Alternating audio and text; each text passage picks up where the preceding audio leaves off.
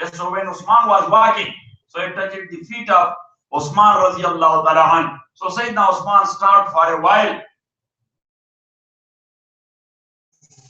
Yes, and he said, بِفَضْلِ اللَّهِ وَبِرَحْمَتِهِ فَبِذَلِكَ فَلْيَفْرَحُوا هُوَ خَيْرٌ مِمَّا يَجْمَعُونَ. Say, O Muhammad sallallahu alayhi wa sallam, the grace of Allah, which is Iman, and the mercy of Allah, which is Quran, you may rejoice. These two are much more better than all these things which they were accumulating and they were collecting. Got it? And the third thing, which Ali ibn Hatim was referring to, that I have not seen it, that people will not be accepting sadaqah, they will not be accepting khairat, they will not be accepting zakat, because they are not eligible for. Their needs are fulfilled. They are living luxurious life. Everybody. That was the time of Umar ibn Abdul Aziz, radiyallahu ta'ala anhu. Because when Umar ibn Abdul Aziz, radiyallahu ta'ala anhu, he became Khalifa, he was a pious man. There were so many other pious Khalifa as well, but Umar ibn Abdul Aziz, he was exemplary. That's why he is called Umar Sani. Yes, Umar the second. He's called what? Umar the second. When he was a crown prince, so at that time, he was wearing one dress of 400 dirham of that time. 400 dirham of katan. So katan at that time, that was a famous fabric. 400 dirham. Yes, but when he became Khalifa, so he said way too much. So then he was wearing a dress of 4 dirham only. Yes, when he was crown prince, in his lunch and dinner, so many dishes were there. But when he became Khalifa himself, so there were only beans. Yes, and he told his wife, she was also from the king family, his first cousin. So he told her that now I am the responsible. Now, and I am the custodian. Yes, but you are from the king family as well. If you can live with me, so you have to dress only 4 dirham. If you want to live with me, so we'll be living in this simple house of 2 rooms. And if you want to live with me, so we'll be eating beans. No meat is available. Got it? She said, but why it is so? He said, because we are going to die and will be questioned by Allah subhanahu wa ta'ala. And the very first address of Umar ibn Abdul Aziz, yes, state address. What? State address. And his first address, yes, he said that inni qad wallitu alaykum. I did not consent. I did not consent. But my uncle, he put me as a crown prince. Yes. So if you don't like me, you are free. If you don't like me, then you are what? Free. You are free.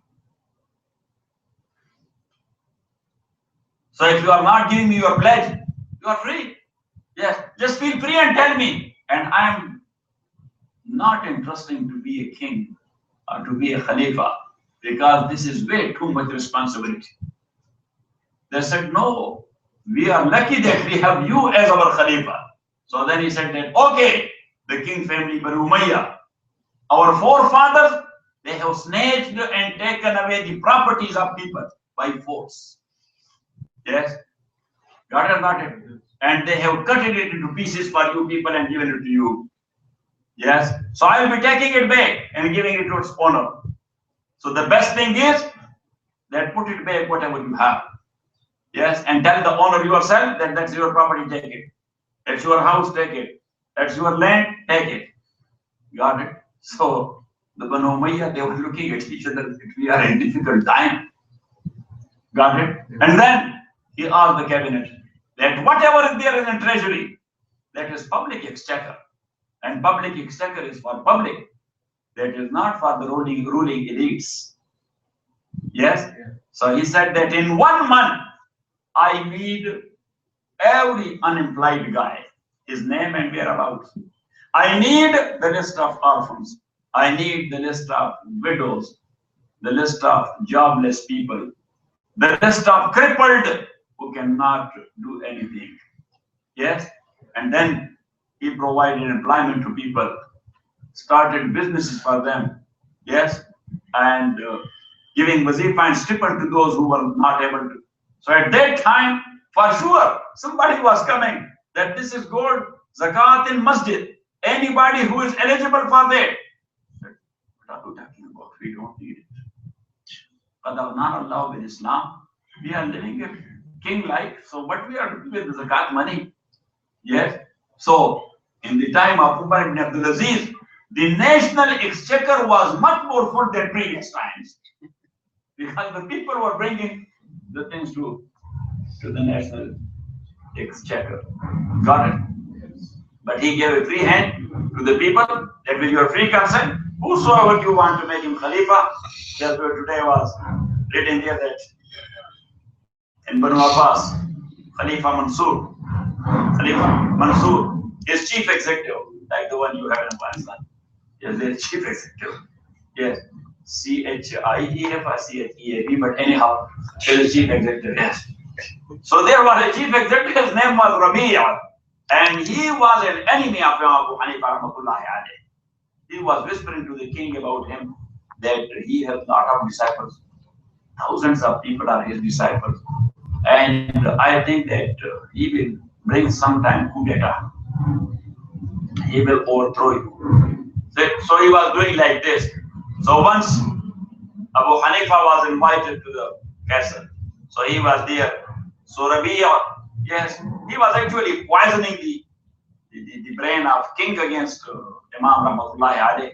So he said, and they were Banu Abbas, Khalifa Mansur from Banu Abbas, yes, from the children of Abdullah ibn Abbas.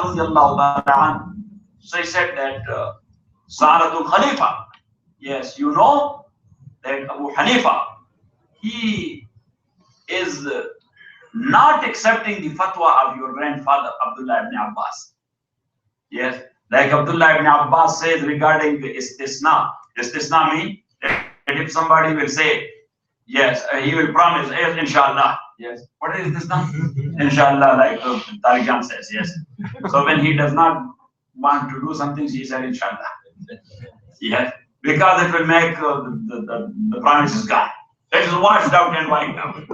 Yes.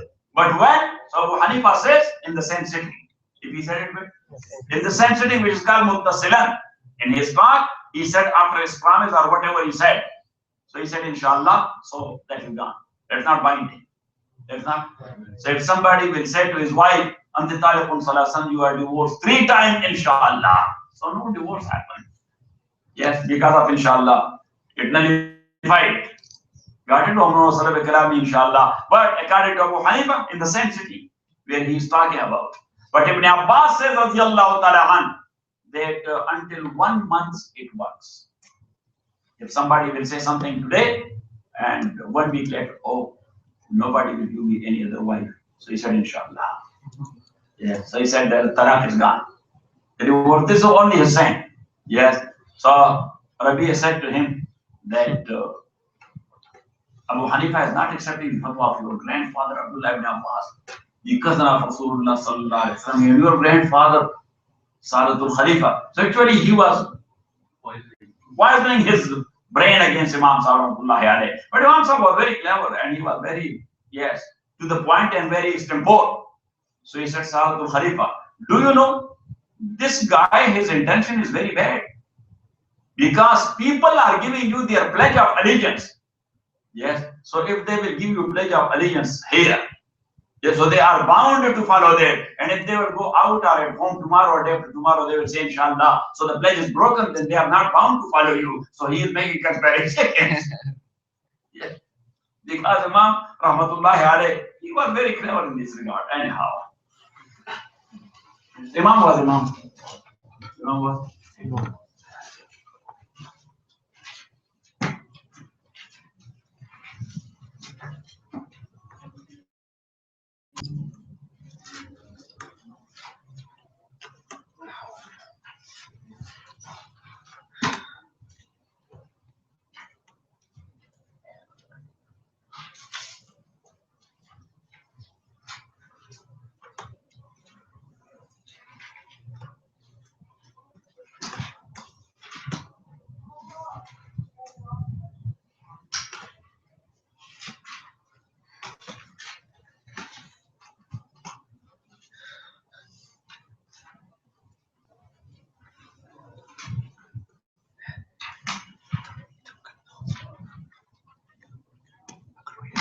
Bismillahirrahmanirrahim wa sallallahu ala nabiyyil kareem Muhammadin wa alihi wa ashabihi ajma'in.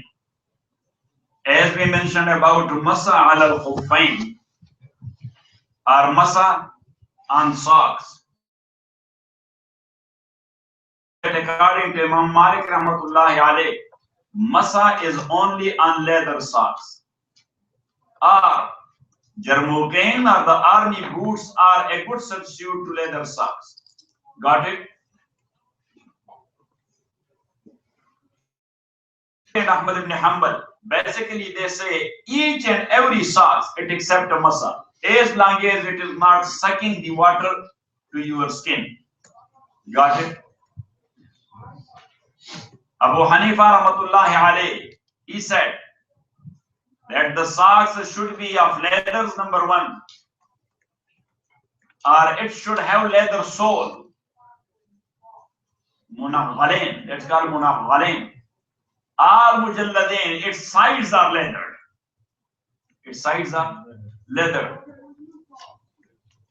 But later on, as we mentioned, that he made a ruju to Abu Yusuf and Muhammad when he was on his bed and he was too weak. So he himself, he did masa on socks. But those socks had three qualities. Number one, thick enough, that it was not sucking the water to the skin. And number two, it was holding the legs, it was not falling down. And number three, walking for 3 miles at least was possible in this. So when these three types of conditions are there, so then masa is allowed according to Abu Hanifa as well. Now another thing is,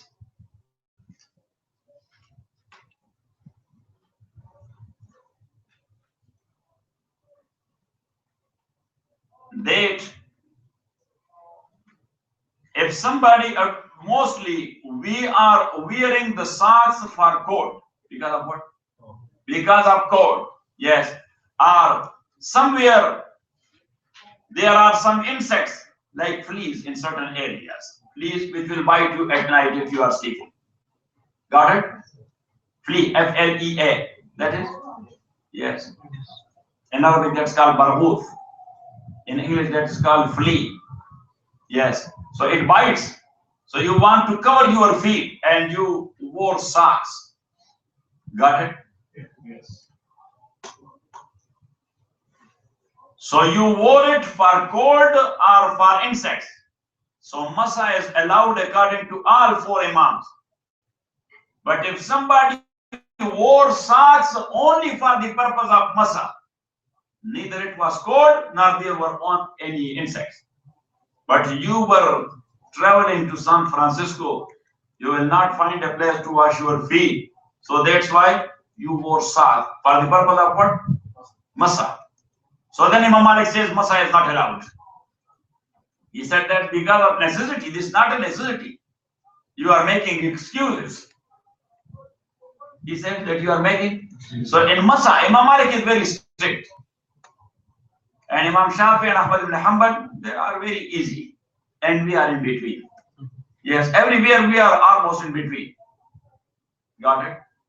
So Abu Hanifa said, rahmatullahi alayhi, when he is wearing it, so the rules are applied. Got it? Or not it? Right. Now another thing is that, as we mentioned before, that tartib or sequence in wudu is farz. Tartib or sequence in wudu is farz according to Jamhur, not according to us. We can start our wudu from feet washing. Yes. Just wash your feet. Yes. And then wash your hand, and then touch your head, and later on wash your face. Wudu is done. Because these 4 things are farz. Whatever way you completed it, your wudu is done. But that's against sunnah. That's what? Against sunnah. Tartib is sunnah according to Abu Hanifa. But that is farz according to Jumhur. Got it? Now if somebody washed his feet You should write it. He washed his feet and then he put it on. And later on he completed his wuzu. Later on he completed, look, he washed his feet and he wore the socks. And then he completed his wuzu after wearing the socks. Got it? And later on his wuzu was broken sometime.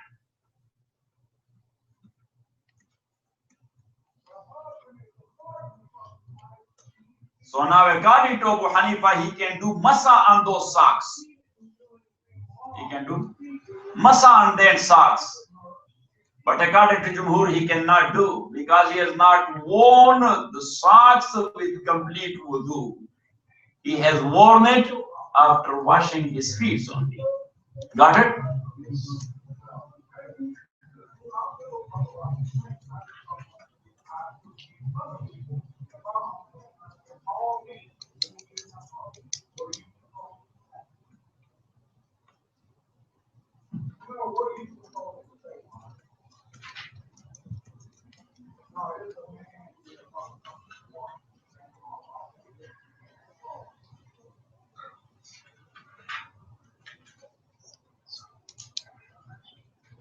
Now, how will be the masa?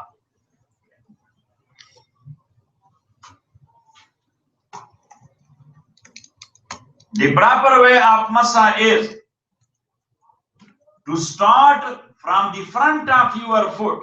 Look, here, this is the front. And go towards your leg. Got it? Yes. Got it? This is the proper way of masa.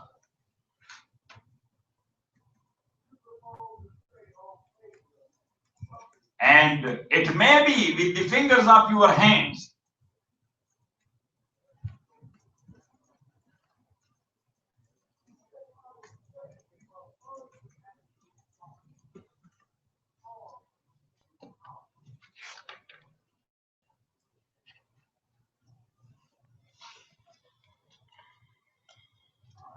So how much it will be?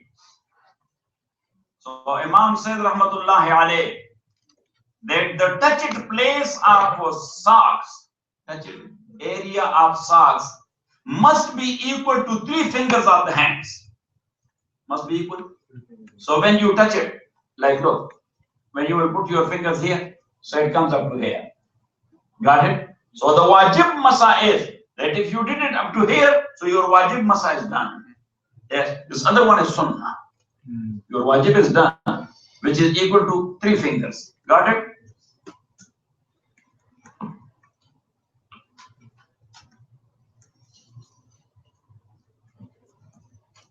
And Imam Shafi, he says masa is masa. In masa of head, as we mentioned before, if somebody touched 1 or 2 hair with wet hand, so according to Shafi, masa is done. So here also he says that if you will put your finger like this, yes, and like this, your masa is done. Got it? You should write it.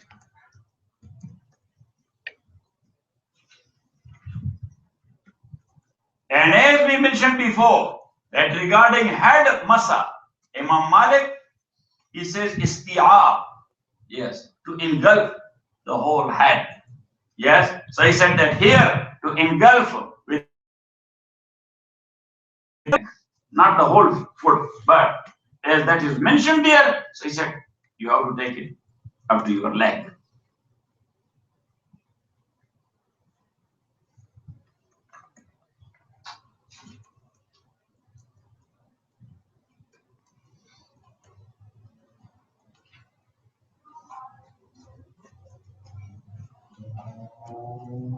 And Sayyidina Ali says, Radiyallahu ta'ala an, that in ibadat, in what?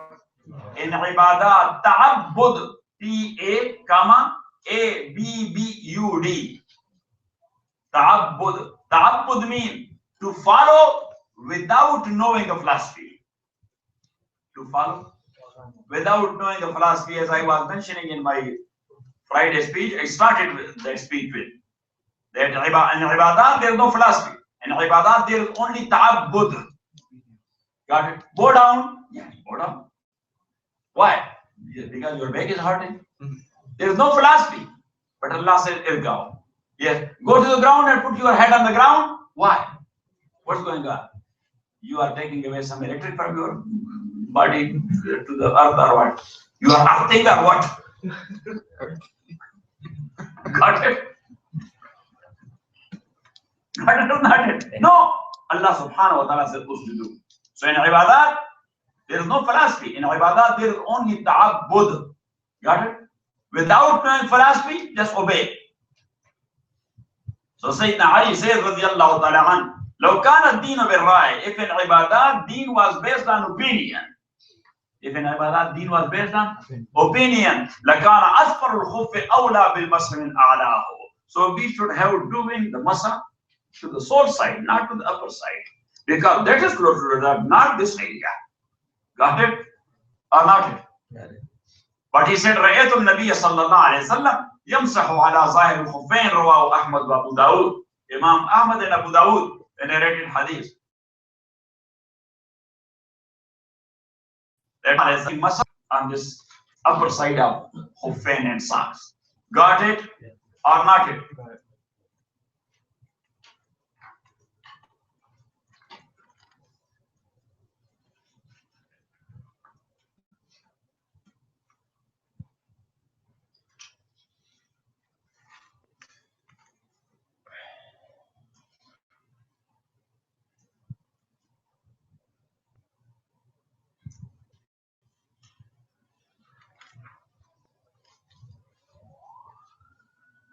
Now, there are 3 times you should write it. One is the time of wudu.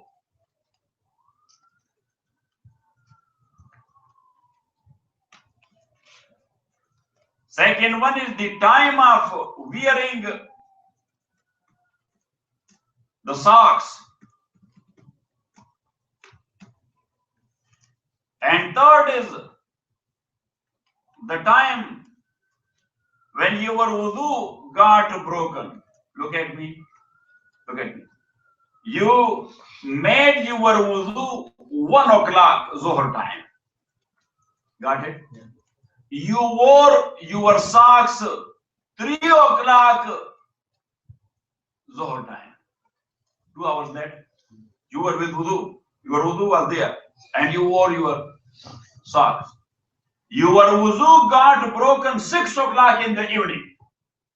Yes, so when we say that someone who is traveling, he can do masa for 3 days and night, and someone who is home, not traveling, he can do masa for 1 day and night. So where from we will start the times? Because there are 3 times. Number 1, the time of wudu. Number 2, the time of wearing the socks. And number 3, time of the breaking of wudu. Got it? So according to all 4 schools of jurisprudence, time start from the breaking time. You should write it. That time is counted where from? Because before that, socks has nothing to do with. Yes, there is no contribution of socks there. Socks contribution starts when you got broken. When you did a dust.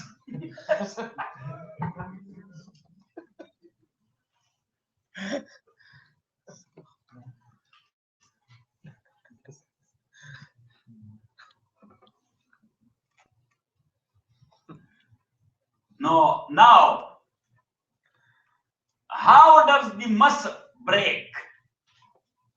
You did masa, but masa also breaks. Masa also breaks, like wudu breaks, so masa breaks. So masa is getting broken with everything which breaks wudu. So now you did pee, wudu is broken or not? Yes. So what about masa? Yes. That's broken as well. You did a dust, a fire? Yes. With sound or without sound? Yes. So it breaks wudu, so it broke your masa as well. Got it or not it? Got it. And number 3, when you did masa, when you started it, when you started it,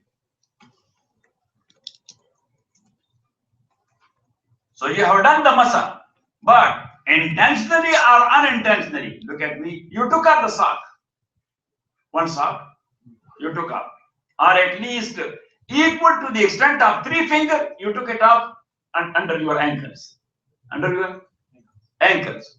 Got it? So your masa got broken. Your masa got broken.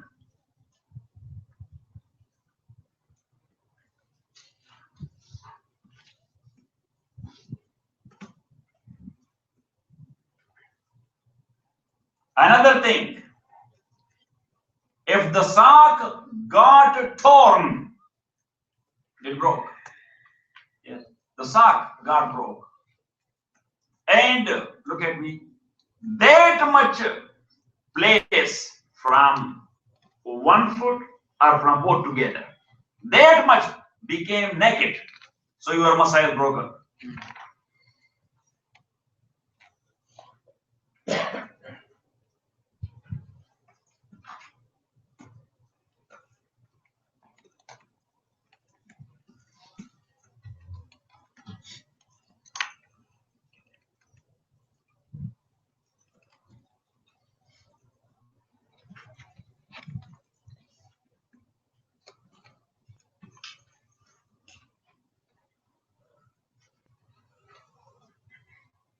So now the next one will be masa al jabira. Yes, touch with wet hand the bandage over your wound. Got it? وصلى الله تعالى على خير. Naseem, this is the word.